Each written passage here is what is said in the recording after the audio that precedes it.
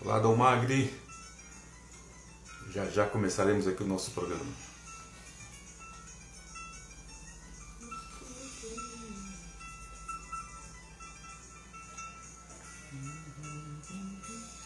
Olá, Tomi, meu querido Tomi Milheiro, meu diretor, tudo bom? Começando aqui nosso 10 perguntas aqui.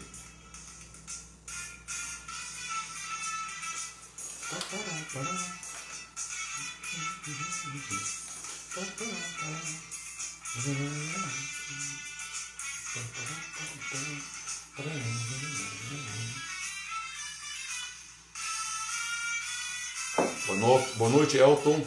Tudo bem? Obrigado por estar aqui com a gente no 10 perguntas.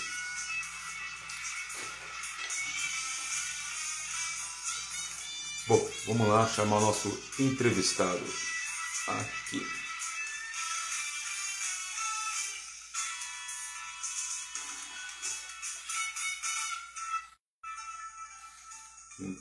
Dilma, boa noite, tudo bem? Obrigado, gente. Só vira a câmera. Olá, boa noite. Perguntas aqui pelo arroba 10 perguntas. Hoje a nossa live entrevista live é com o Dom Magri. Ele que é psicanalista, mestre em educação, graduado em pedagogia com habilitação em gestão escolar e pós-graduado em gestão educacional. Boa noite, Dom Magri, tudo bom? Boa noite, José. Que bom estar aqui contigo. Eu que agradeço aí. Estava de férias, aí vamos esperar a oportunidade, na hora certa, e você está vindo exatamente no mês de aniversário do programa 10 Perguntas, está aqui, ó, 5 anos. Só, 5 anos. Tá certo, tá certo. Bom, muita expectativa por a sua presença aqui dentro do 10 Perguntas, chegando várias perguntas de todas, do interior de São Paulo, de Salvador, Porto Alegre. Eu quero saber o seguinte, antes de começarmos com as perguntas, se você pudesse falar um pouco da sua formação. Vamos lá, mas acho que antes... Parabéns, viu, José, pelos 5 anos de programa. Você sabe que eu acompanho vocês e estou sempre por aqui. E para mim é um prazer poder estar aqui contigo, viu? Realmente precisava passar as férias. Acho que agora cheguei no momento certo aí do aniversário aí do programa. Exatamente. Fico contente de saber que você está sempre com a gente. Eu sei que esteve há um mês e pouco também assistindo a entrevista do nosso querido amigo Guilherme, também, que já é um dos nossos apoiadores do programa. Muito obrigado mesmo, viu? Imagina. Bom, como você disse, eu sou psicanalista e pedagogo de formação. Então, a minha formação foi toda entre a educação e a psicanálise. Na educação, eu sou pedagogo, formado há mais de 30 anos, mas um pouquinho antes, lá com os meus 15 anos, eu fui fazer um magistério. Era um curso que, na época, era um curso de ensino integral. Nós trabalhávamos com projetos, era um projeto inovador do governo do estado de São Paulo na época, e eu fiz magistério, então eu fui um jovem já educador, depois entrei na PUC de São Paulo, iniciei a pedagogia na PUC de São Paulo, e segui a graduação de pedagogia, já iniciei também em paralelo dando aula, trabalhando como professor. Logo em seguida fiz 2 pós. José, eu tenho pós em gestão escolar e pós em habilitação para a docência do ensino superior. E segui a carreira, trabalhei muitos anos como professor, como gestor educacional, e aí, então, um pouco mais à frente, mais maduro, surge o mestrado, sou mestre em educação pela PUC de São Paulo, em educação e formação de formadores. Trabalhei muito tempo com formação de formadores em editoras, viajando o país, dando formação na Secretaria de Educação, e estamos aqui. E hoje exclusivamente trabalhando com a minha clínica em psicanálise. Legal, legal. E temos um livro aí, né? Daqui a pouco vou mostrar o presente que eu recebi de você aqui. Muito obrigado mesmo, né? E olha, tá chegando várias perguntas aqui. Já vou começar com algumas que já tinha recebido. É aquelas básicas, né? Como surgiu esse interesse na pesquisa do livro? Então, já vamos mostrar logo lá para poder a gente saber um pouco mais. Tá aqui, ó, gente. De aniversário, vem o livro dele aqui. Vamos colocar ele tudo aqui ó, na tela, José. Aí. Quem puder fotografar, me mandar essa... Por favor, volta com o livro de novo. Quem puder fotografar e depois me mandar essa foto, ficaria muito agradecido. Tá certo. do Magri, Estratégia Formativa para Reconhecimento do Papel dos Afetos na Construção de Conhecimento e na Constituição das Pessoas Diárias de Itinerância 3. 3 quer dizer que já teve alguns outros, ou não? Olá, Juca. Tem. É, Eu legal. acho que eu posso começar falando dos outros dois. Os outros dois estão aqui, mas não são só meus. Eu trabalho, fui convidado a escrever num deles 4 capítulos, no outro 3 capítulos, mas esses primeiros, eles iniciam junto com eu consigo te responder, porque acho que foi nesse início que surge o meu interesse por essa pesquisa e o meu interesse por essa escrita, e é uma Sim, escrita de afeto. Eu, na verdade, José, eu sempre trabalhei, como eu disse, na educação, e eu entendia que já fazia e já trabalhava intencionalmente pelo afeto, mas era um trabalho que, ainda que intencional, ainda que com base de entendimento pedagógico, era um trabalho empírico, olhando para o afeto como teoria. Quando eu vou para o mestrado, aí sim, no encontro entre orientação, um dos nomes que fala sobre afeto no Brasil é a professora doutora Laurinda Ramalho de Almeida, da PUC de São Paulo, e sim, aí eu conheço Henri Vallon, que é um teórico que fala sobre o afeto, e ele fala do afeto como um dos nossos conjuntos funcionais. Então, o Vallon, ele diz que nós somos feitos de alguns conjuntos funcionais. O sim, conjunto motor, que é essa possibilidade, essa minha mania de falar aqui com os braços, é a possibilidade da criança brincar, pular e se movimentar, do adulto estar em constante movimento. O conjunto cognitivo, que é onde ocorre todo o processo ali de aprendizagem, mas ele também fala do conjunto afetivo. E que a escola, por muitos anos, deixou 2 deles de lado. A escola, ela olhava só para a escola, é lugar de aprender. sim, Mas eu não aprendo se eu não estiver desenvolvendo o conjunto afetivo e o conjunto motor. Eu preciso ter a integração do corpo. E aí sim eu monto, eu construo o quarto conjunto, que é o conjunto pessoa. Né? A pessoa ela é formada desses 3 conjuntos. Vallon fala isso. Eu conheço Vallon no mestrado, por meio da professora Laurinda, e sim. só então que começo a me interessar por essa escrita. Daí vai surgir o tema da minha pesquisa, de dizer, ué, mas espera aí, eu acho que eu já faço isso na escola, eu acho que eu já faço isso há alguns anos.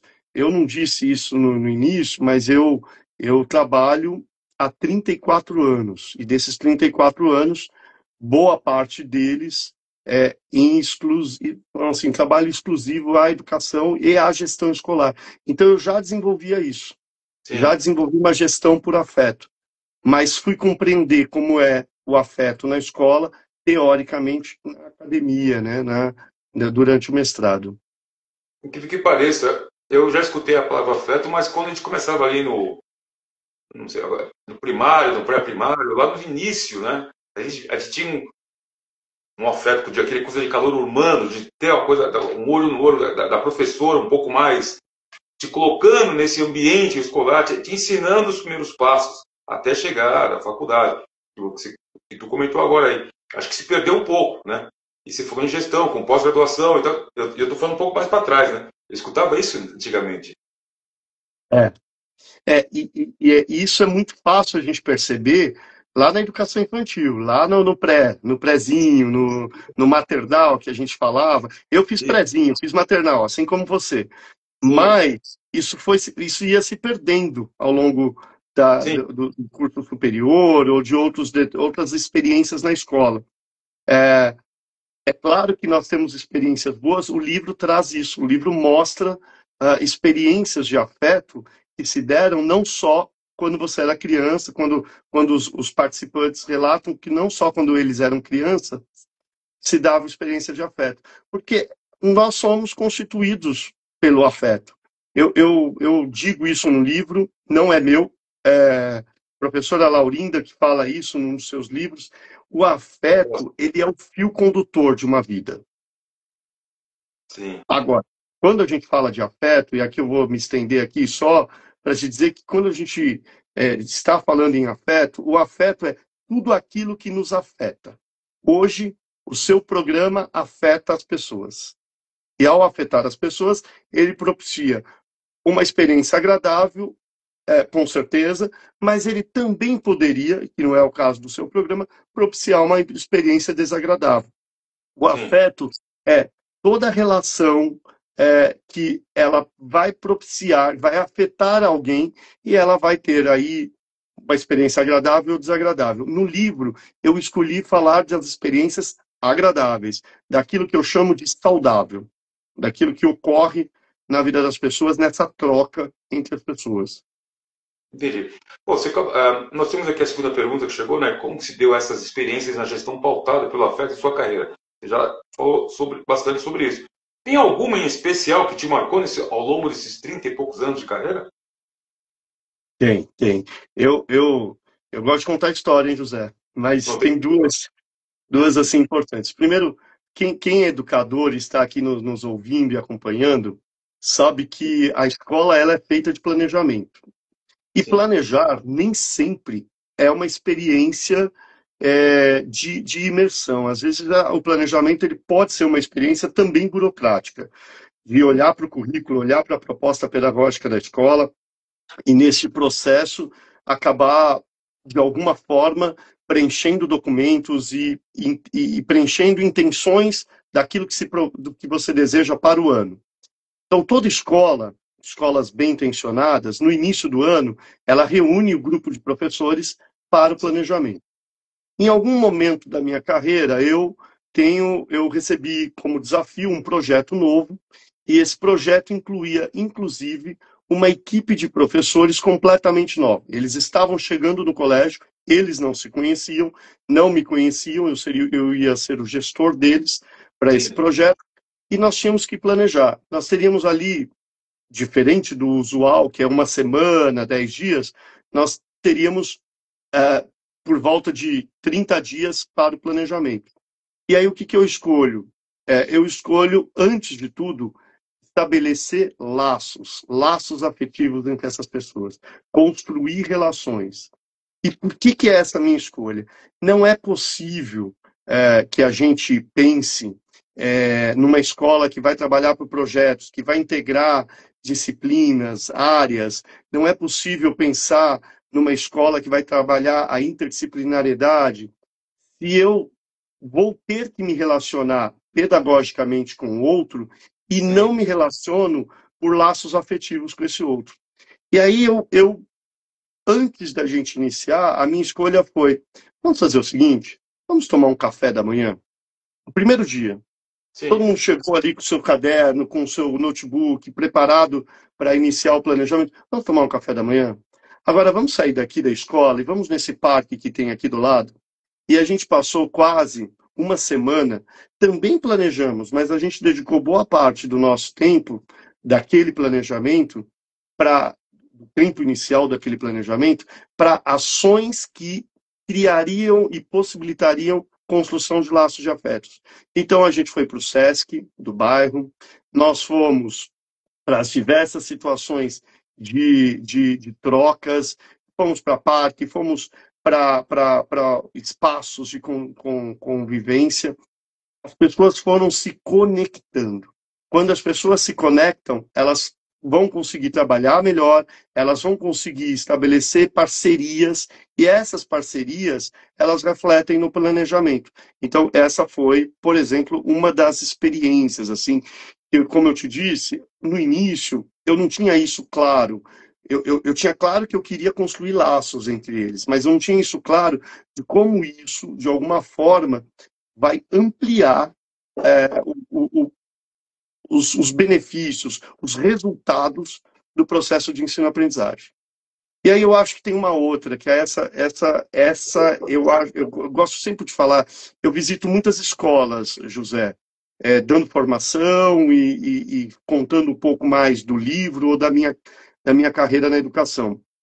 E eu sempre digo o seguinte, quando eu fui diretor de um colégio, as demandas administrativas consomem a gestão. Nós somos consumidos por diversas demandas administrativas, financeiras.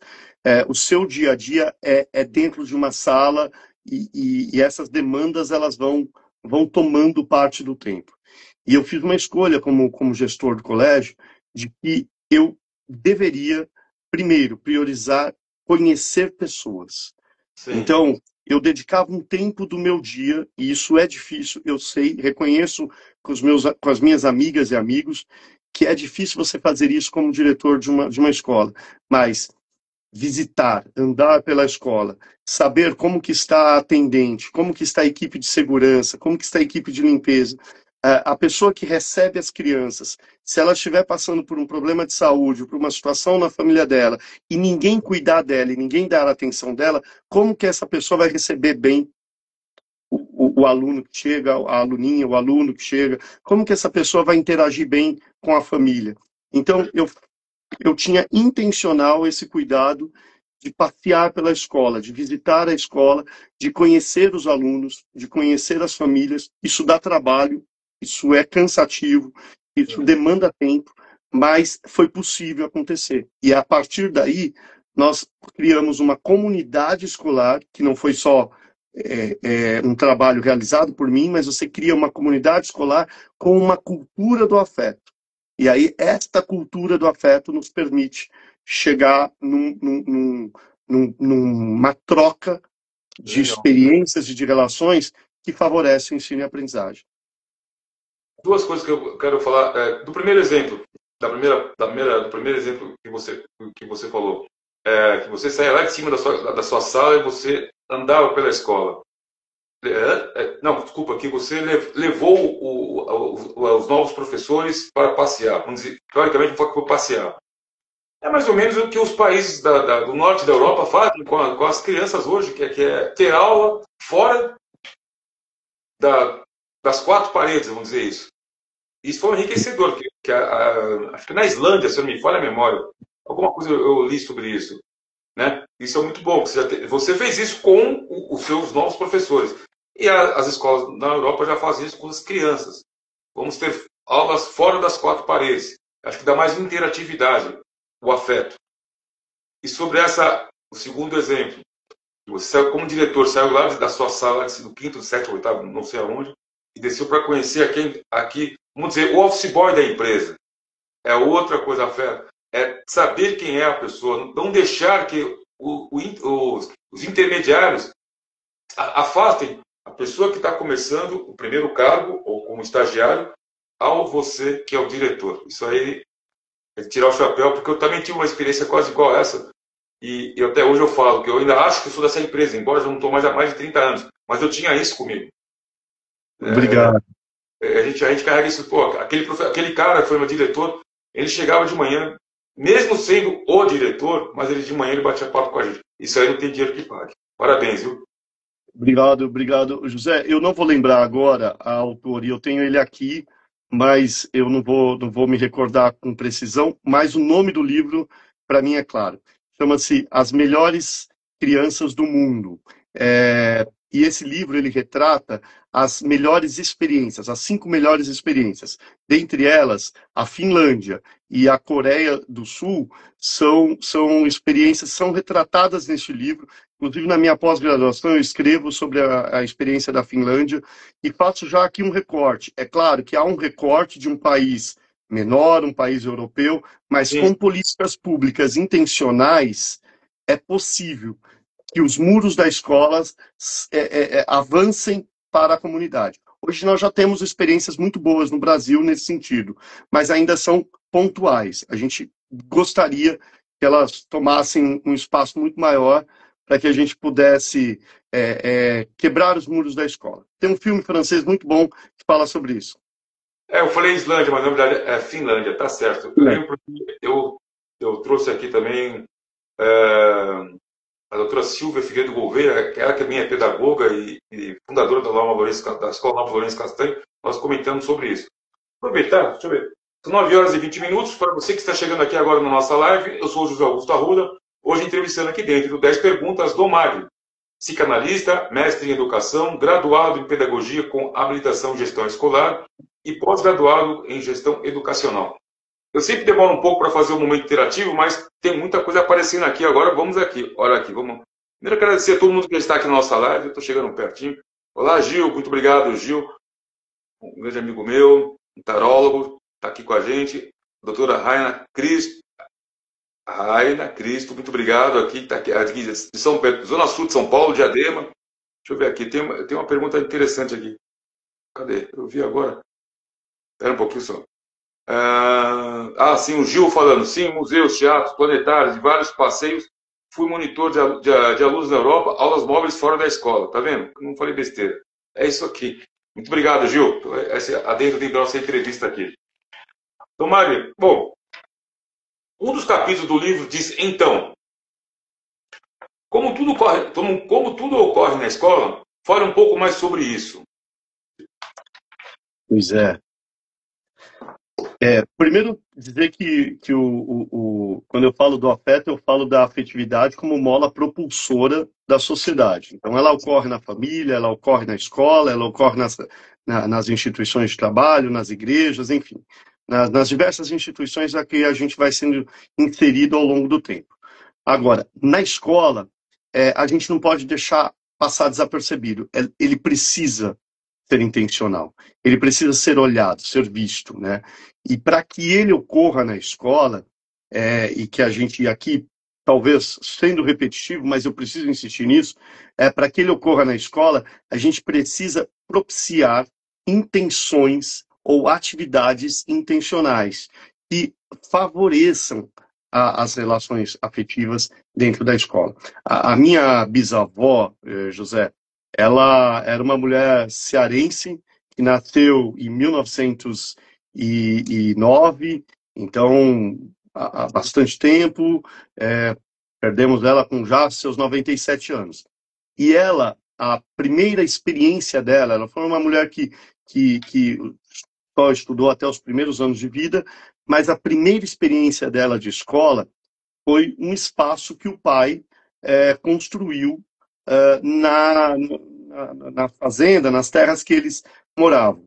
E aí então vinha uma professora e essa professora ministrava aula para todos os alunos de diversas idades, que eram todos primos, amigos e as crianças ali da fazenda ou daquela cidadezinha pequenininha. E ela sempre falou com muito carinho dessa escola que era 4 paredes, com chão de terra, com pouca possibilidade de caderno, lápis, com uma única professora para diversos alunos de faixas etárias diferentes.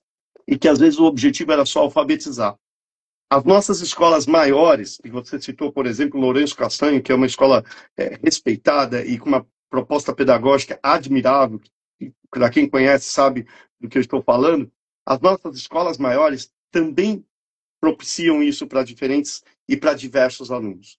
Qual que tem que ser o nosso cuidado? É não deixar que isso passe desapercebido. Não deixar que isso fique menor do que aquilo que a gente chama de processo cognitivo. Porque, e aí, segundo a minha pesquisa, Valon, ele vai dizer, eu tenho que movimentar essa criança. Eu não posso colocar essa criança sentada numa carteira, parada, imóvel, como se ela fosse um soldadinho de chumbo e que ela não pode se movimentar e não pode se expandir. Então eu vou ter uma criança inquieta e que não aprende, né? Eu também não posso simplesmente dizer que essa criança tem que decorar as diferentes fórmulas ou as datas, como era na nossa época, que nós temos que decorar todas as datas. História para a gente era aprender isso, e nós não aprendíamos a verdadeira história. Não. Valon diz, eu tenho que trazer o completo. E trazer o completo é movimentar essa criança para que o corpo dela aprenda também o cognitivo e também essa intencionalidade do que acontece no dia a dia da escola para construir relações. A escola é o lugar também de construir relações. Domagno, você foi coordenador. Tem algumas perguntas que estão chegando aqui. Aonde que se... Posso falar, a gente, como você falou, a gente, do tempo da decoreba, maternal, pré-primário, né? Aonde que a escola estadual se perdeu ao longo do tempo? Essa é uma. E a falta que eu estou sentindo hoje, vendo todo dia pelo Instagram, a criança, não vamos colocar a culpa na pandemia. Mas o respeito ao mestre, ao professor, parece que caiu. Onde é que se perdeu esses dois lados? Né? Temos valorização e educação. Eu acho que as duas perguntas se respondem na falta de políticas públicas, José. É inevitável que a gente pense que há uma desvalorização do papel do professor. Eu tenho que voltar à Finlândia, então. A Finlândia, a primeira atitude que eles tiveram quando eles resolveram mudar o sistema educacional do país foi valorizar a formação de professores. E valorizar a formação de professores incluía tanto o salário quanto qualificar essa formação de professores. Neste momento de transição, a profissão mais bem remunerada do país era a profissão de professor. O curso de pedagogia era o curso mais requisitado do país. Então, onde que a gente se perde? Primeiro, quando a possibilidade da educação ser um movimento de transformação. Paulo Freire sempre nos disse isso, a educação é política, e ela é política no sentido de transformar vidas, de transformar pessoas. Então, essa é a primeira premissa. Se a educação é uma possibilidade de transformar vida e transformar pessoas, eu preciso garantir políticas públicas para ter uma boa escola.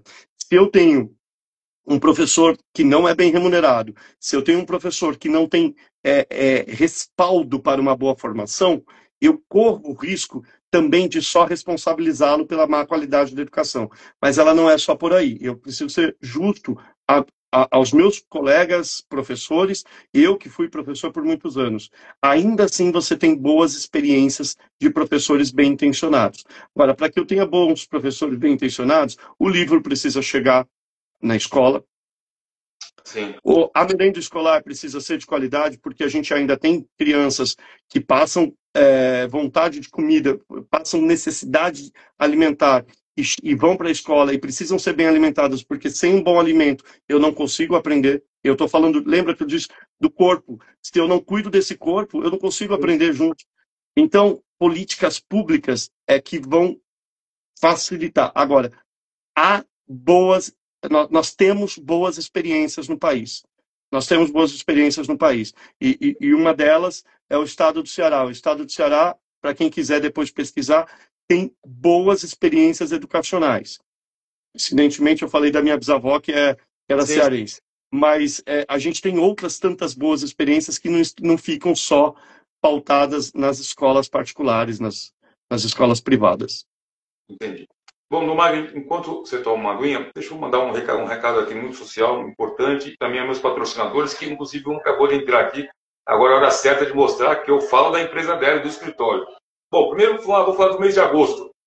Agosto tem duas cores e duas campanhas. A cor lilás ligada ao combate de violência contra a mulher e a cor dourada para reforçar a importância do aleitamento materno.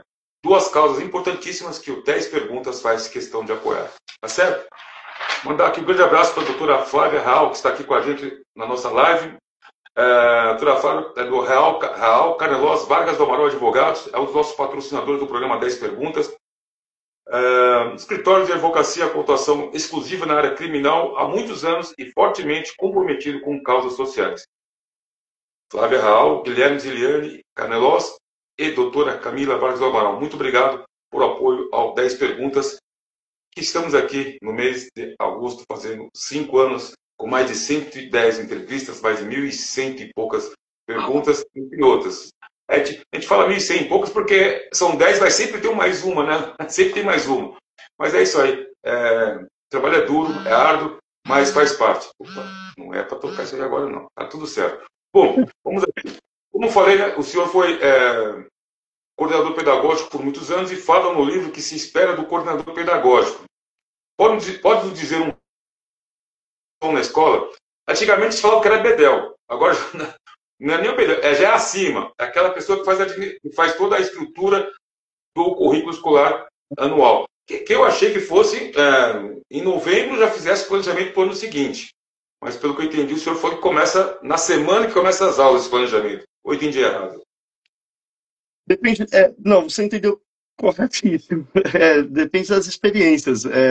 É, na escola pública, às vezes, no final do ano, o professor ele fica tão vendido à mercê do que vai acontecer que ele não sabe nem se vai pegar aula no ano seguinte, né? Mas sim, boas experiências elas podem começar ocorrendo no final do ano e elas se estendem no início do ano. Agora, cabe à gestão, e aí, olhando, boa parte da minha experiência foi em escolas privadas, cabe à gestão olhar para um calendário que garanta um bom planejamento, que garanta uma boa ambientação para que esses alunos cheguem num espaço de segurança, num espaço de cuidado, né, independente da faixa etária, independente de qual seja o ano que ele esteja cursando. Agora, lá atrás, o que antecede, há sempre discussões que podem ser democráticas, né? Então, as discussões sobre o currículo, eles estão pautadas na BNCC, mas eu tenho que fazer um desenho desse currículo, daquilo que atende à comunidade escolar, as discussões sobre material didático que vai ser utilizado, essas discussões elas podem ser democráticas, podem ser compartilhadas. Eu busquei na minha carreira como gestor educacional sempre pautar gestões que nos possibilitasse inserir professor, coordenadores e toda a comunidade escolar se sentindo pertencente. Quando eu me sinto pertencente, eu tenho mais prazer em participar e em defender aquela proposta. Maravilha. Momento interativo, vamos lá. Flávio Peçanha pergunta: qual foi o caminho? É muita pergunta, graças a Deus. Qual foi o caminho para trazer um professor não afetuoso para o caminho do afeto? Ai, rapaz, obrigado. Deixa eu voltar a falar o nome novo da pessoa. Fábio, muito obrigado pela pergunta. Olha, é desafiador. Mas aí que tá. Esse é o 10 perguntas. Porque pessoas podem também ser frutos daquilo que viveram, daquilo que experimentaram, né? Infelizmente, também nós temos professores que vieram de uma educação que os machucou, que os deixou marcas, ou de famílias que não desenvolveram afeto, que não construíram relações de afeto, e não tem isso como premissa. Eu vou falar, talvez, da experiência que eu tive. Pelas atitudes da gestão, é possível você mostrar para professores não afetuosos, que é o tema aqui da pergunta, de que a gente pode construir um espaço de afeto, um espaço de troca e de cuidado. Então, mas aí eu reforço, aí trazendo um outro autor importante, que é Carl Rogers, e Rogers fala, nas relações interpessoais, Rogers vai dizer, olha, uma das premissas é empatia, autenticidade e considerações. É preciso construir isso em atitude de cuidado. O gestor, o coordenador, ele precisa ter uma atitude de cuidado para que o professor veja. Claro, não são mil maravilhas. Quando isso não for possível, aí acho que a proposta pedagógica da escola, a intencionalidade da escola faz valer mais alto. E aí, se não é possível, esta pessoa é que está desalinhada com a proposta daquilo que a gente tem como objetivo na escola. Mas essa pessoa que já não é efetuada, acho que na hora da contratação já não dá para se entender, para se dar um olhar, sentir desse falta de respeito, ou passe por cima e vamos dar aula que interessa. É o que eu vejo hoje, pelo menos, né? Os processos seletivos eles têm condições de observar as habilidades, os valores e as competências que nós somos formados e sim, um bom processo seletivo ele pode perceber isso. Agora, alguma coisa pode passar, né? Alguma coisa ela está enraizada dentro da cultura de vida desta pessoa. e que a gente não pode aqui confundir com timidez ou com Sim, algum tipo de insegurança. É a atitude do não afeto, que foi bem colocado aí na pergunta. Se isso passa, eu acho que a gente ainda tem que. A escola também é o lugar de desenvolvimento. Também não, é o lugar de desenvolvimento de pessoas, é o lugar de aprender. E não é de aprender só para o aluno, é também do professor aprender. Então, de alguma forma, a gente pode dar essa chance para que o profissional se desenvolva e aprenda. tá certo. Daqui a pouco eu volto no momento interativo, tem várias perguntas aqui, mas a gente não pode deixar de falar, né, do seu livro, da sua pesquisa, e tem uma pergunta aqui legal. A sua pesquisa se pauta em diários de itinerância. O que é instrumento? E que autor fala sobre eles? José, eu acho que todos nós já escrevemos um diário na vida. Eu defendo sempre isso. Todo mundo, Sim, em algum momento, escreveu. Alguns, umas 4, 5 linhas, outros, sim, tinha lá o seu diário. Eu lembro que a minha irmã tinha um diário com cadeadinho, que ficava lá guardado. Todos nós já escrevemos diários, né? Então, o diário de itinerância, ele parte dessa ideia de diário, né? Tem o diário de bordo, por exemplo. sim, Agora, o que acontece é que tem um autor chamado René Barbier, e o René, ele propõe que a gente pode ter um encontro com um texto de formação. Então, você, ao fazer a leitura de um texto, você pode depositar em palavras tudo o que você sente, tudo o que você pensa, tudo o que você experimenta a partir daquele texto. Então, certo, o que é um diário de itinerância? É a sua itinerância com um determinado texto. É o seu caminhar com aquele texto. Então, o diário de itinerância é a leitura de um texto que pode ser um texto acadêmico ou não, um texto de afeto, um texto de poesia, uma crônica, e eu vou depositar em palavras tudo o que eu conversei com o texto. O René Barbier propõe isso para a educação, e eu, ao estudar sobre o afeto, penso, eu preciso estudar uma estratégia formativa, como eu sou um educador e formador, eu preciso pensar numa estratégia formativa e amplie essa relação de afeto. O papel do coordenador é um papel muito complexo dentro da escola. É muito difícil você lidar com os diferentes atores da escola, com o aluno, com o professor, com pais, com funcionários, com a direção, atender às diferentes expectativas e ainda assim construir afetos. Então, eu vou em busca do diário de itinerância para dizer, vamos pesquisar, vamos entender se esses diários podem ajudar um grupo de professores a construir relações de afeto. E aí foi esse o caminho da pesquisa. tá certo. É muitas atribuições para uma pessoa só, né? A Tem um cobrança, Tem um texto bom da professora Vera Placo, ela é da PUC, que ela fala que o coordenador é um, nenhum e 100.000. Ele é um sozinho para dar conta de todos os contatos, ele é 100.000 porque ele tem que uma hora entender o papel do professor, outra hora o aluno, outra hora a família, e às vezes ele é nenhum. Às vezes todo mundo está passando e vivendo a sua vida escolar e ele está lá, ausente no sentido ausente não é a palavra correta, mas ele está distanciado para que todos os outros atores brilhem. Então, é um texto magnífico, é um paralelo com o texto do Pirandello, mas sim, esse é o coordenador, tem muitas atribuições. E aí eu chego e digo, olha, além de você fazer tudo isso, por favor, construa laços de afetos. Para não dizer só isso, eu proponho que ele use diário de itinerância nesse percurso. tá certo, tá certo. Ó, uma pergunta bem legal também, que você falou de várias pessoas, de vários textos, você falou de vários nomes. Agora, por que a escolha do texto de Ana Maria Machado? Então, Ana Maria Machado, eu admiro muito essa autora, mas ela não foi a minha primeira escolha, e por que não? Eu entendi ali, junto com a minha orientadora, durante o período da pesquisa, que nós precisávamos escolher um texto para propor aos participantes da pesquisa, eram mais de 50 participantes, para propor aos participantes da pesquisa a leitura de um texto.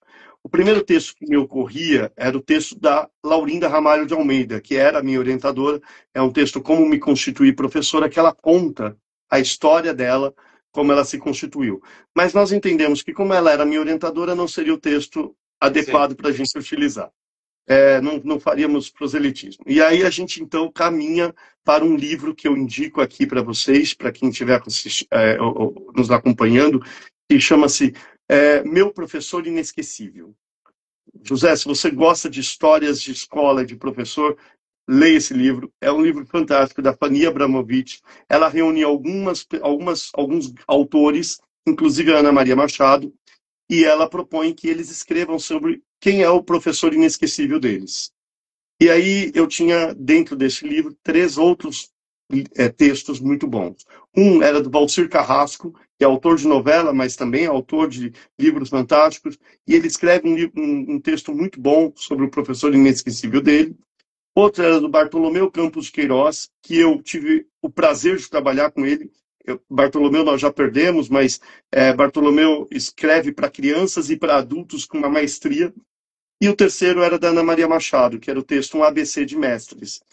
E o texto dela encantou tanto a mim quanto a minha orientadora por ser um texto afetivo e um texto que nós já falamos disso hoje, que traz a experiência dela de afeto desde a sua casa, quando aprendia as primeiras letras com seu avô, sim. depois na pré-escola, na educação infantil, mas ela tem experiências de afeto para quando ela vai fazer o seu doutorado fora do país. Então, para a gente interessava garantir de que o afeto e de que esta construção ela não se dá só lá no início da educação das crianças. Então foi essa a escolha. Ana Maria Machado, Um ABC de Mestres, foi o texto entregue para os participantes. O mestre inesquecível. Coincidentemente tem aqui, ó. Malu professora. Ah, meu eterno coordenador. Que saudade de te ouvir falar da educação. Tá vendo? Olha aí. Pô, eu vou sempre lembrar daqueles que me passaram de ano, não tenha dúvida, né? Olha, que bom receber mensagem da Malu. Malu, Maria, Luísa, Malu é professora, mas Malu é coordenadora e diretora hoje, mas trabalhou comigo como professora e é uma excelente profissional. Que bom ler De qual isso. escola? De qual escola? Ou faculdade? A Malu? Nós trabalhamos juntos, foi no SENAC, quando o Ah, SENAC oficiava ensino médio. Ainda entendi. propicia, mas quando nós estávamos nesse projeto. Eu fiz meus cursos todos os cursos de comunicação foram no Senac. Ali em Santana e na Lapa. Esqueci Lapa agora. Cipião. Lapa Cipião. Esse fiz Lapa Cipião. apresentador do programa. Foi lá. Muito Muito bem. legal. Referência. É referência. São 9 horas e 44 minutos. Para você que está chegando aqui agora, aqui dentro da nossa live, eu sou o José Augusto Arruda. Estou entrevistando aqui dentro do 10 Perguntas, Dom Magno, psicanalista, mestre em educação, graduado em pedagogia com habilitação em gestão escolar e pós-graduado em gestão educacional. Aproveitar, deixa eu continuar dando abraços aqui aos meus patrocinadores, que sem eles a gente não faz nada, não chega a esse número aqui, que muito me orgulha.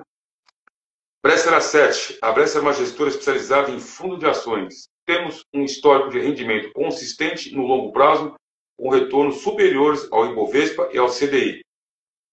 Veja mais sobre os nossos fundos, entre em contato conosco no site da bresserasset.com.br. Obrigado, Rodrigo Bresser Pereira.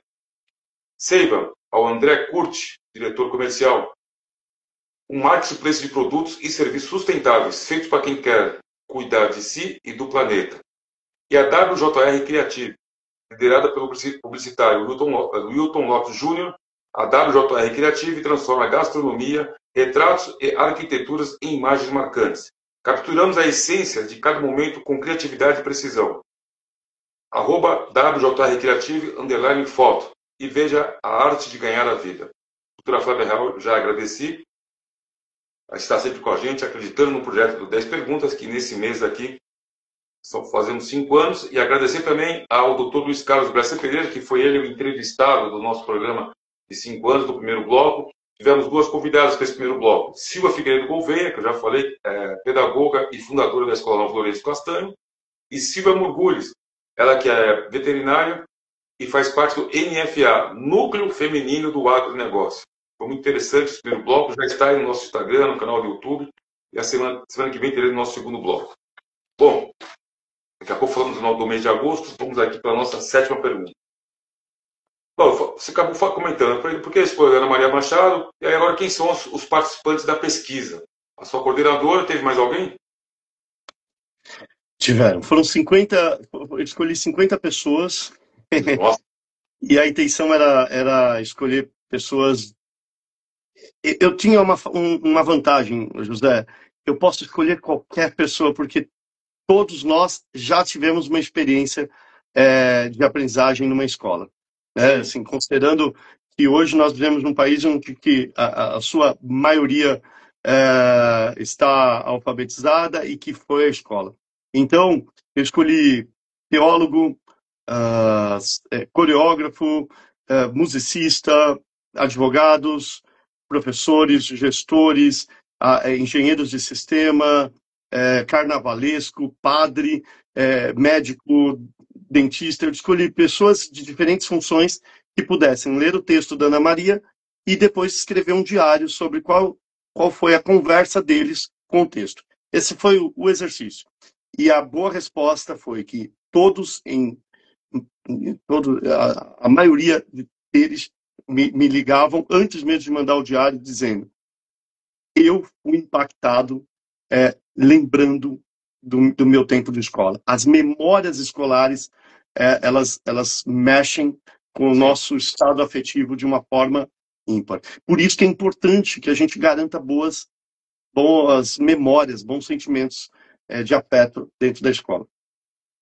Uma vez eu tive a oportunidade de fazer uma viagem e do lado foi uma psicóloga e eu falei, poxa, eu sou muito ligado ao passado, das lembranças do passado. Ela falou, olha, leia um livro, mantenha o passado, viva o presente para poder construir o futuro. Acho que a primeira frase, acho que era isso. Eu falei, mas aí, me desligar do passado, é lá que tudo faz o que eu sou hoje.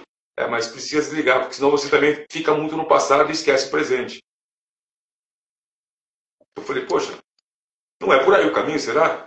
Você pode falar, né? Eu acho que a nossa criança, Sim. a criança que existe em nós, ela caminhará de mãos dadas com o adulto e com o dom do futuro. Ela sempre caminhará de mãos dadas. Então, ela é essencial que ela exista.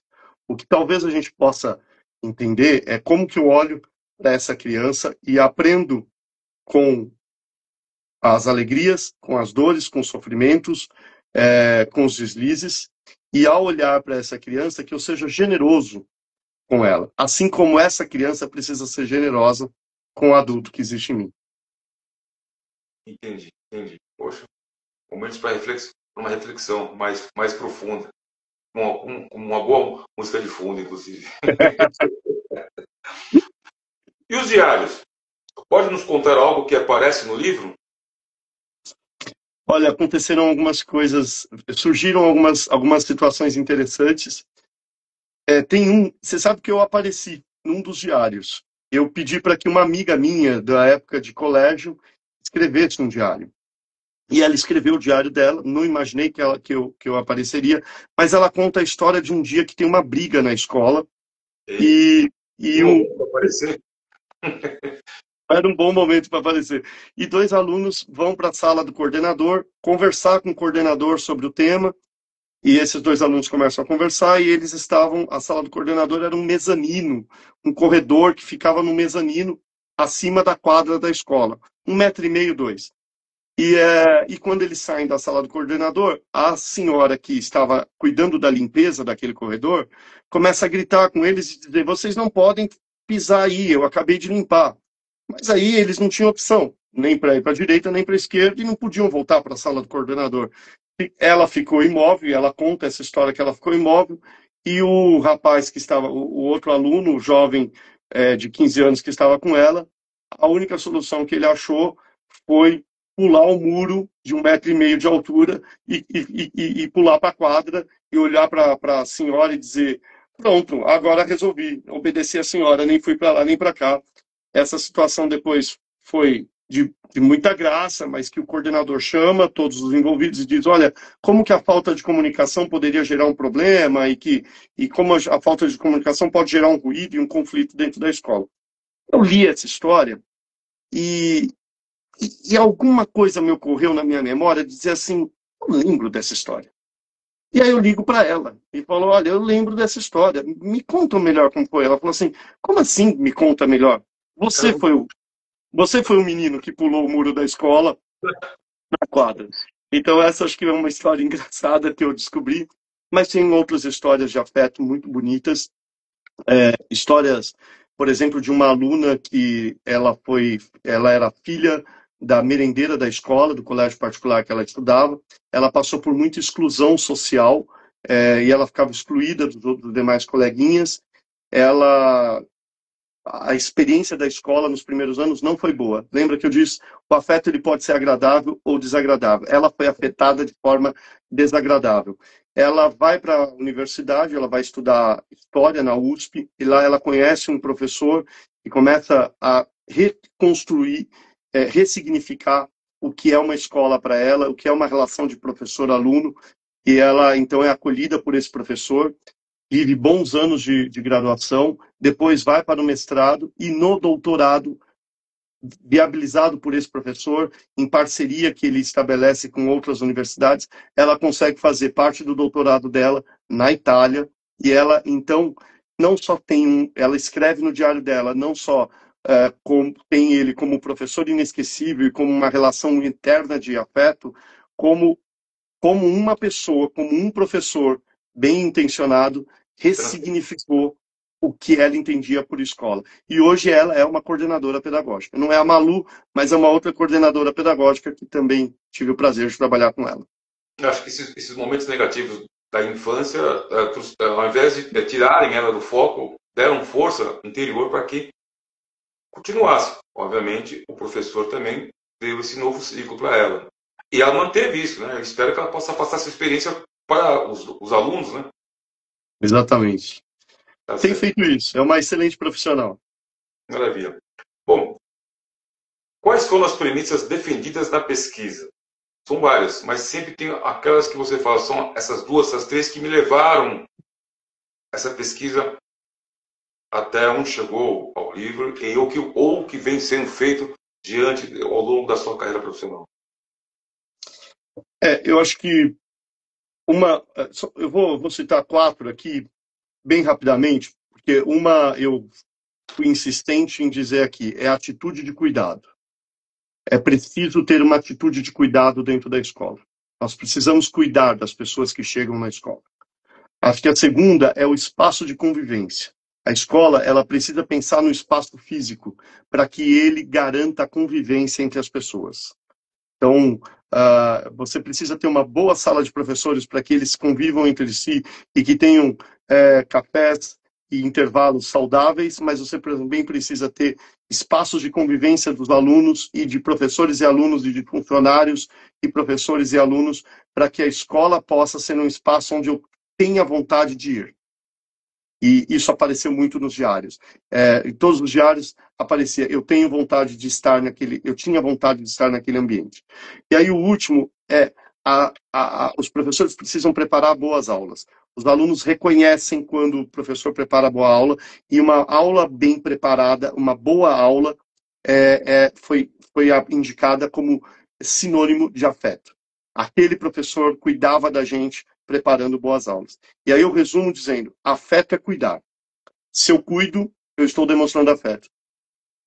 Sim, até tem uma nova pergunta que chegou da minha amiga Rita, que acabou de entrar, sobre o afeto a cuidar, vamos comentar um pouco sobre isso, mas antes de eu formalizar a 10ª pergunta, eu gostaria que você pudesse dar os seus contatos, para quem estiver aqui depois, eu sempre dar umas conexões, é bem interessante, se você pudesse dar os seus contatos, pessoas que podem te procurar, inclusive.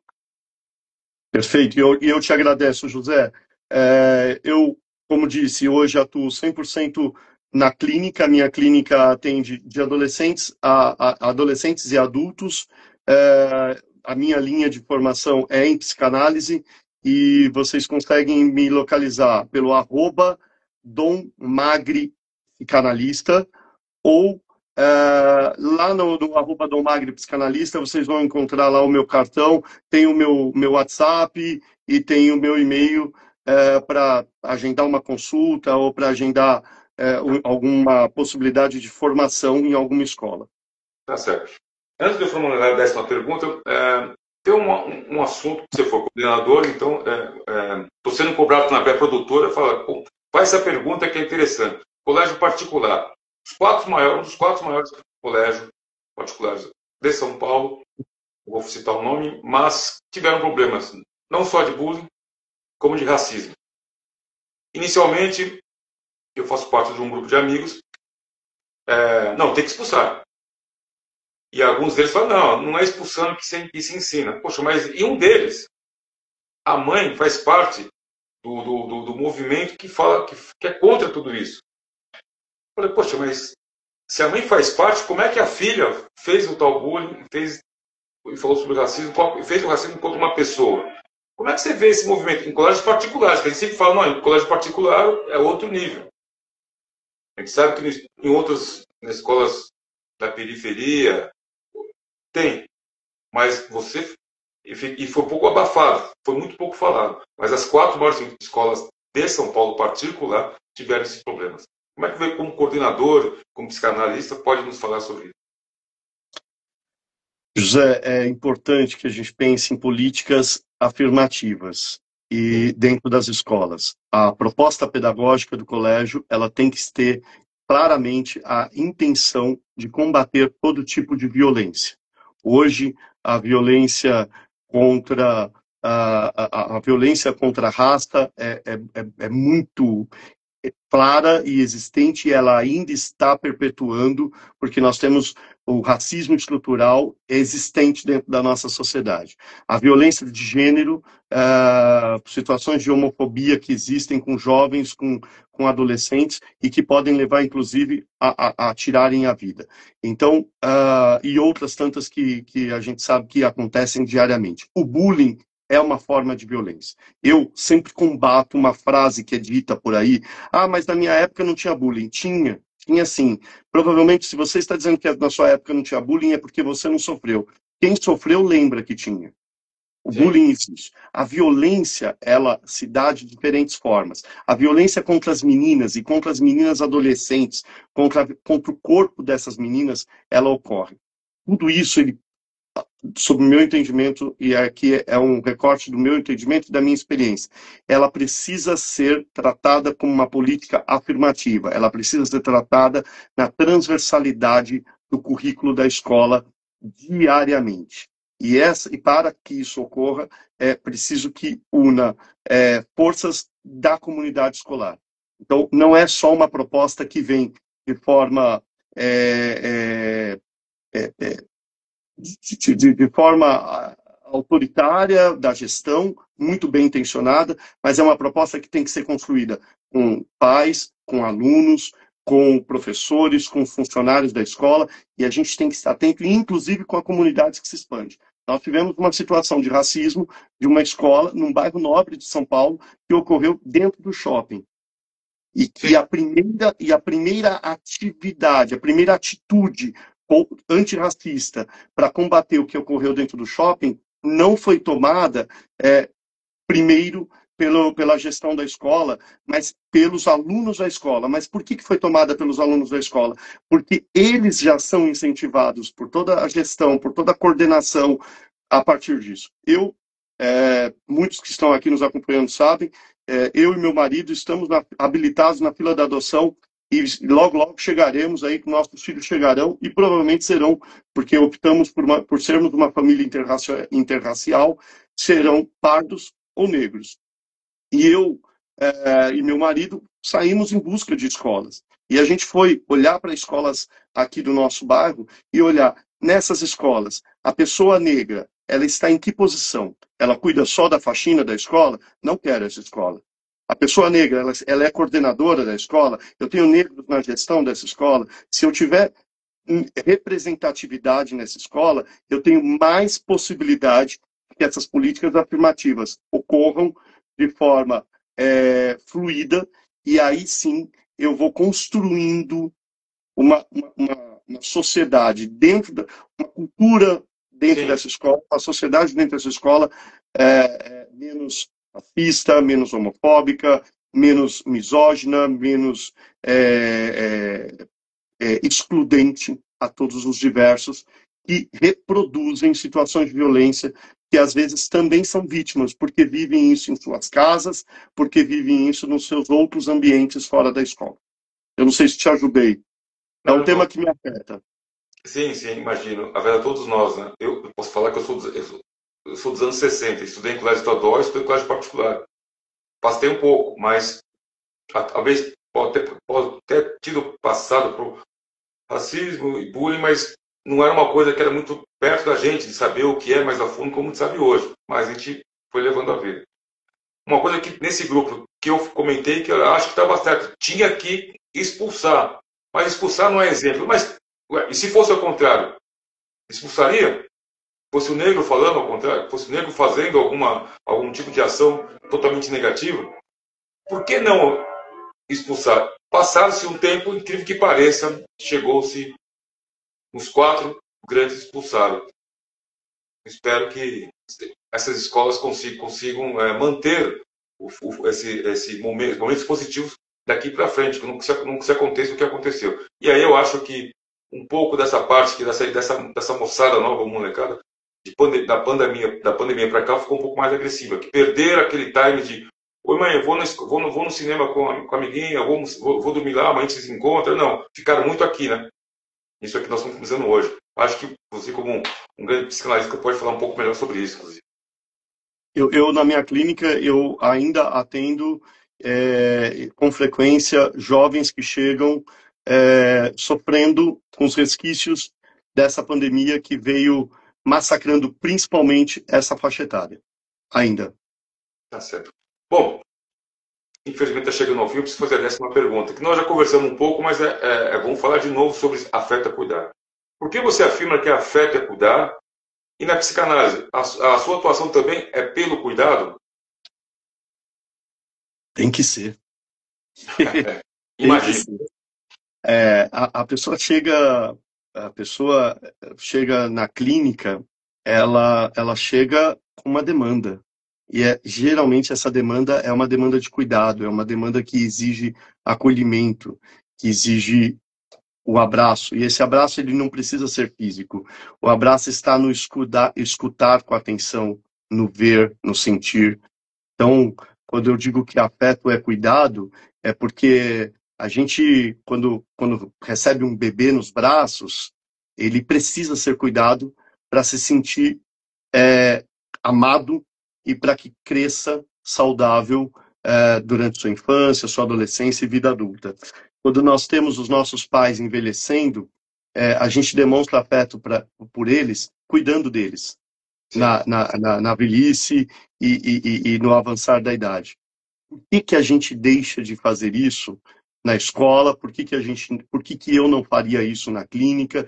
E por que a gente deixa de fazer isso nas relações e no nosso dia a dia? Você desde o início, quando me faz o convite e todas as trocas que nós tivemos, todas elas foram pautadas no afeto. Eu sentia esse afeto por meio do seu cuidado na sua comunicação. É isso. Eu acho que a gente, buscando cuidar das pessoas, a gente vai demonstrar afeto por elas e elas vão se sentir acolhidas e mais bem amparadas. Esse é Entendi. meu propósito da minha clínica. Parabéns. Como eu falei, né, a gente faz 10 perguntas, mas sempre tem uma que aparece de última hora. Essa é minha também. Agora aqui são várias que estão chegando, tem minhas também. Eu estou adorando. Em que momento, não, melhor, em que estágio chega uma criança afetada emocionalmente nas suas mãos? E a outra é a seguinte: os pais não estão meio assim, alguns pais já afetados pela cobrança profissional. Não, não, manda a criança para o Dr. ele resolve. Eu posso estar errado, mas às vezes eu fico observando algumas coisas que eu vejo pela internet, o dia a dia com amigos. Eu posso estar errado, viu? A gente não pode generalizar, nós Sim, temos sim, sim. bons recortes de experiências. Eu sempre digo que eu sou rodeado de amigos que levam a parentalidade, a maternidade e a paternidade muito a sério. E alguns outros que estão aí ao nosso redor, no dia a dia, ainda que levem a sério, estão tomados de uma culpa moderna, que é a culpa desse culpa moderna. É a Ah, culpa do tempo que eu fico no trânsito, das redes sociais dizendo que eu tenho que fazer academia, então eu também tenho que ficar um tempo na academia, do meu trabalho dizendo que hoje já não basta a graduação, eu tenho que fazer uma pós, eu tenho que fazer um mestrado, tudo isso demanda tempo. E sim, esse tempo ele é tirado de quem? Ele é tirado muitas vezes da família. E ao ser tirado da família, eu adquiro uma culpa que me leva a ser flexível demais ou conivente demais, ou perder a oportunidade de diálogo, de troca, de construção em família. Então, ah, algumas crianças, sim, vão no dia a dia adoecendo. Adoecendo porque a única companhia passa a ser a tela. sim, E já desde muito cedo, eu canso de ver crianças num carrinho de bebê em restaurante em que é entregue uma tela para que ela possa ficar brincando e não chore. Então, todo esse processo, e a gente está numa discussão sobre as telas, sobre o uso exagerado das telas, ele chega na adolescência. E na adolescência ele chega com todos os conflitos que todos nós vivemos. A gente tem as questões de violência na rua e que faz com que muitos jovens fiquem mais reclusos e dentro dos seus condomínios, dentro das suas casas. sim. Então, esses contextos, e aí eu tenho que fazer uma observação que são contextos e contextos. Porque se eu for até a periferia, as crianças estão na rua, mas também estão em desamparo, porque a mãe demora para chegar em casa. Muitas famílias são famílias solo, que não Sim. têm o amparo de um pai, de uma mãe, ou de uma mãe, de uma mãe, de um pai, de um pai. Então, essas diferentes configurações estão fazendo com que as nossas crianças, que os nossos jovens estejam em desamparo.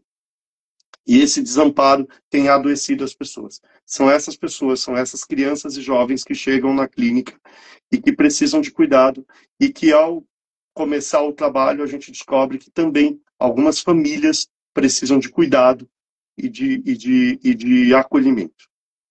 Tá certo, tá certo. Muito bom. Bom, Domagni, quero agradecer sua presença, né? Maravilhosa.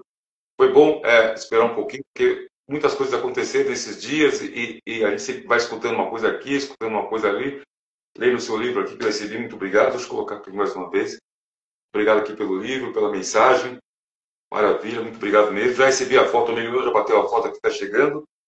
Que Deixa eu ver se, legal. deixa eu ver se tem mais alguma pergunta. Mais alguém. Que agora não tem mais. Deixa eu ver aqui. Sempre alguém está falando alguma coisa, mas acho que hoje não teve. As perguntas foram. A sua dissertação, acho que deixou um pouco o pessoal meio, assim, meio tímido das perguntas. Mas faz parte. Mas uma coisa eu gosto de fazer aqui no finalzinho. Aquela mensagem positiva para as pessoas que estão aqui com a gente em cima do seu trabalho para a humanidade. Olha, eu sou feito de afeto, né? Eu sou feito de um pai e de uma mãe que me quiseram bem, que me desejaram. Eu Sim, sou feito de uma bisavó que eu comentei que morou na minha casa por mais de 30 anos e que cuidou também, ajudou a cuidar da gente.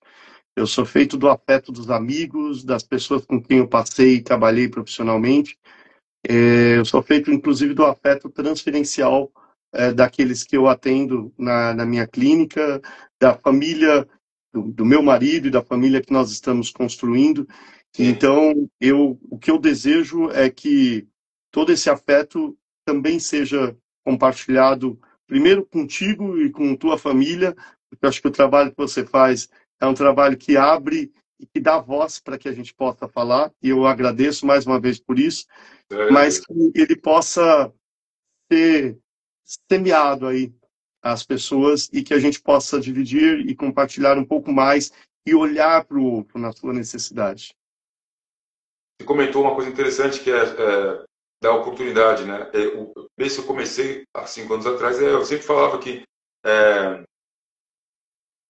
as conexões, né? É trazer pessoas que eu não sou a maior mídia do mundo, mas eu pretendo ser o melhor dentro das minhas possibilidades, né? E o que? É conexão. É dar o microfone, embora não tenha o microfone, mas tem o áudio que não transfere, que fazem um bom trabalho, mas que às vezes não aparecem. Você comentou lá comigo, lá, eu sou muito tímido para falar, falo pouco. Não vi essa pessoa até agora, graças a Deus. Senão ela ia acabar rapidinho. Entendeu? Então, tá tudo certo. Fico muito contente da sua participação. Espero revê-lo mais aqui. Todos aí, o livro ou algum artigo, pode mandar aqui pelos 10 perguntas. Vamos tentar aí divulgar. E conte sempre com 10 perguntas.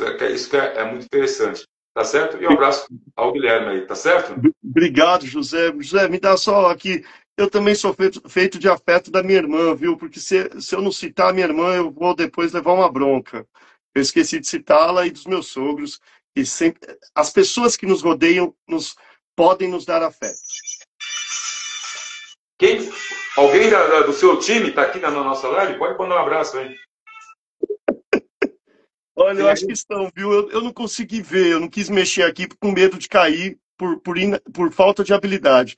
Mas deve ter gente. Eu sei que minha mãe está aí e o Guilherme está aí. E minha sogra geralmente participa e ela assiste as suas lives, viu? Ela gosta bastante. É bom saber. Muito abraço para ela. Muito obrigado. Tá certo? Bom, gente, estamos chegando aqui ao final das 10 perguntas. Hoje estivemos aqui com o Dom Magri, psicanalista. Foi muito bom estar aqui com ele, porque demoramos um pouco, ele estava de férias, mas agora ele voltou e deu essa oportunidade dentro do mês de aniversário do 10 perguntas. E não esquecendo, quem chegou aqui atrasado, um pouco atrasado, a live daqui a pouco estará no IGTV do Instagram. E amanhã, a partir do meio-dia, no canal do YouTube do programa 10 Perguntas, tá bom? Muito obrigado. E não esqueça, a semana que vem, o segundo bloco do programa que foi gravado com o Dr. Luiz Carlos Brasil Pereira, onde teremos 4 convidados. Um de economia, um de economia, um de varejo, e mais duas pessoas que falaram também sobre educação. Tá bom? Muito obrigado a todos e voltamos daqui uma semana. Obrigado, Dom Magre. Um abração. Conte com a gente. Um abraço. Abraço, José. Aqui está. Muito obrigado. Muito obrigado. Valeu, um abraço.